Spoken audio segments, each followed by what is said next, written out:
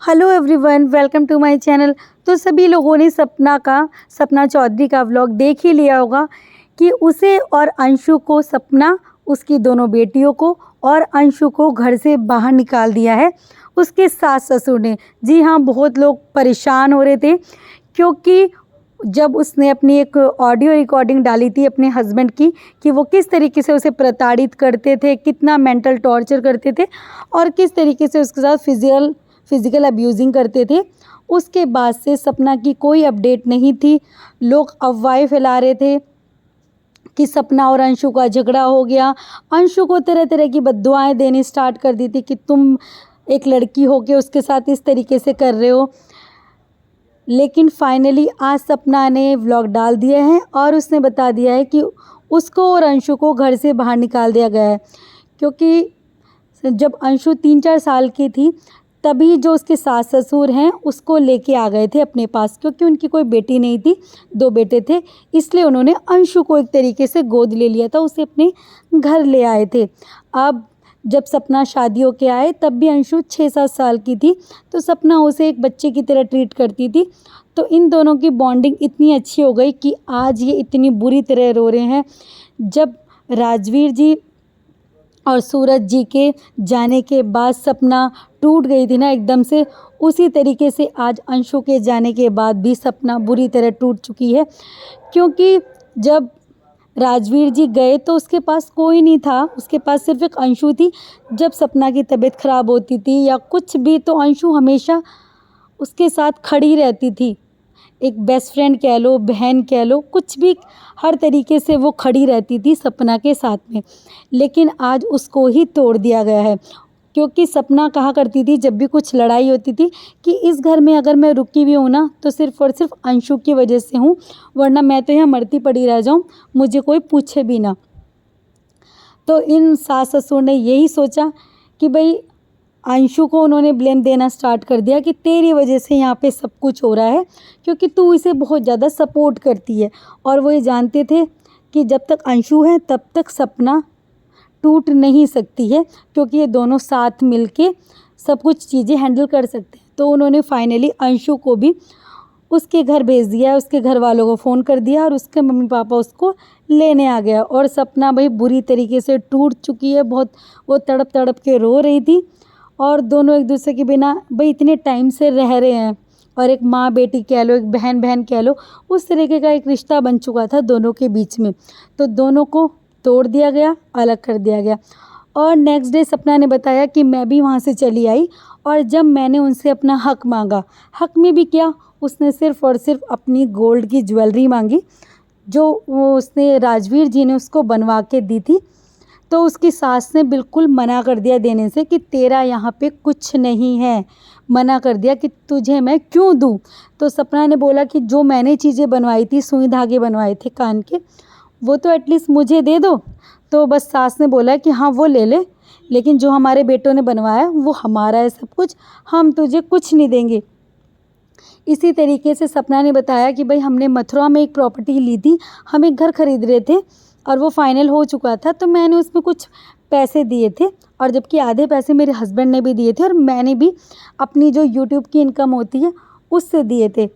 तो अब ससुर जी ने फ़ोन करा नीचे से, सपना ऊपर थी अपने रूम में, तो उनकी भी रिकॉर्डिंग डाली है कि बेटा ठीक है, तेरी स्कूटी जो है, स्कूटी सपना के नाम पे थी, स्कूटी सपना ने ली थी, तो ठीक है तेरा ड्राइविंग लाइसेंस दे देते हैं, स्कूटी के कागज़ दे देते हैं, अपनी स्कूटी ले जा, और जो मथुरा में घर है उसका जो पैसे तूने डाले थे वो तुझे पैसे दे देंगे।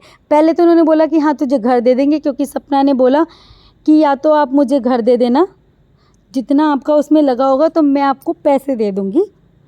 तो ससुर जी एकदम से पलट गए कि नहीं नहीं, घर तो मैं ही रखूँगा, तूने जितने पैसे डाले थे तुझे वो दे देंगे। भाई शातिर दिमाग के हैं, उन्हें पता है कि अब प्रॉपर्टी का रेट तो बढ़ चुका होगा ना, और सपना ने जितने उस वक्त पैसे दिए होंगे तो उतने ही तो देने हैं, और प्रॉपर्टी का तो अब रेट बढ़ चुका होगा ना, अब तो मज़े ही मज़े, अब तो उसके डबल हो चुका होगा। तो एकदम से दिमाग पलट गया उनका, और सपना को उस घर से कुछ भी नहीं मिला। वैसे कानूनी तौर पे अगर देखा जाए तो पति के जाने के बाद पत्नी का और बच्चों का अधिकार होता है पैतृक संपत्ति पे, लेकिन जब तक उनके माँ बाप हैं, उसके बाद चलो उनके मम्मी पापा ने नहीं दिया कुछ भी, सपना ने यही बोला कि मुझे कुछ नहीं चाहिए, तुम अपना अपने पास रखो, लेकिन कम से कम एक बार ये तो बोल देते ना कि मत जाओ बेटा, अब तुम्हारे सिवा हमारा भी कौन है और तुम कहाँ जाओगी, 2 बेटियों को लेके कैसे पालोगी। भाई ये समाज बहुत बुरा है। जब राजवीर जी चले गए थे तो सपना को किस तरीके से हेट कमेंट्स करना लोगों ने स्टार्ट कर दिया था कि तू तो कुलच्छनी है, तू तो 2 उनके बेटों को खा गई, तू तो हत्यारी ने, मतलब इस तरीके के बहुत गंदे गंदे लोगों ने कमेंट्स किए थे। क्योंकि ये समाज है, इसमें अच्छे और बुरे दोनों तरह के लोग होते हैं। अगर 98% लोग अच्छी चीज़ें बोल रहे हैं ना, तो 2% लोग ऐसे भी मिलेंगे अभी भी जो गलत ही निगाहों से देखते हैं और सारा ब्लेम वो औरत के ऊपर ही डाल देते हैं। क्योंकि देखिए जीवन मरण जो है वो अपने हाथ में नहीं है, वो एक भगवान है जिसके हाथ में है। लेकिन फिर भी लोगों ने गलत गलत कमेंट करने स्टार्ट कर दिए थे, लेकिन सपना तब भी उठ के खड़ी रही, हिम्मत करके अपना सब कुछ ठीक रखा हो, चाहे कैसे भी रो के, चाहे कैसे अपना ज़िंदगी बिता रही हो, लेकिन आज वो अपनी बच्चियों के लिए खड़ी है। लेकिन सास ससुर ने बिल्कुल भी ऐसा नहीं रोका कि भाई रुक जा बेटा, मत जा, तेरा भी कोई नहीं है, हमारा भी कोई नहीं है, और तू क्यों ही जाएगी, इन बच्चियों को लेके कैसे पालेगी। नहीं, बस उन्होंने अपना तेरा मेरा करना स्टार्ट करा कि हाँ जो तूने पैसा लगाया था वो ले ले, और जो हमारा है वो तो है ही हमारा, हम उसमें से कुछ नहीं देने वाले हैं। तो इस तरीके से सपना और अंशु को कर दिया है बाहर। अरे भाई तुम कहाँ रख के ले जाओगे इतना सब कुछ। सपना ने वही चीज़ बोली कि एक बार पहले भी बहुत ज़्यादा लड़ाई हुई थी, जब मेरी मम्मी आई थी तब भी इन्होंने मुझे रोक लिया था। उस टाइम पे मैं इनके आंसू नहीं देख पाई थी, इन्होंने बोला था कि बेटा मत जा, तो मैं रुक गई थी। और अभी भी ऐसी कंडीशन हो सकती थी कि वो रुक सकती थी, लेकिन उन्होंने तो अंशु को ही हटा दिया यहाँ से, जिस बच्ची को वो छोटी सी इस घर में लेके आए थे, और अपनी बहू और पोतियों को भी घर से बाहर कर दिया।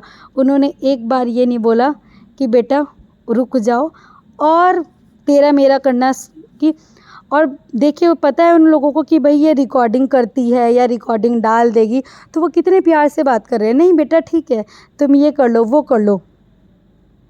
और वही सास ससुर हैं जिनके बारे में सपना ने बताया था कि इन्हीं के कहने पे मुझे मार पड़ती थी, यही भड़काया करते थे।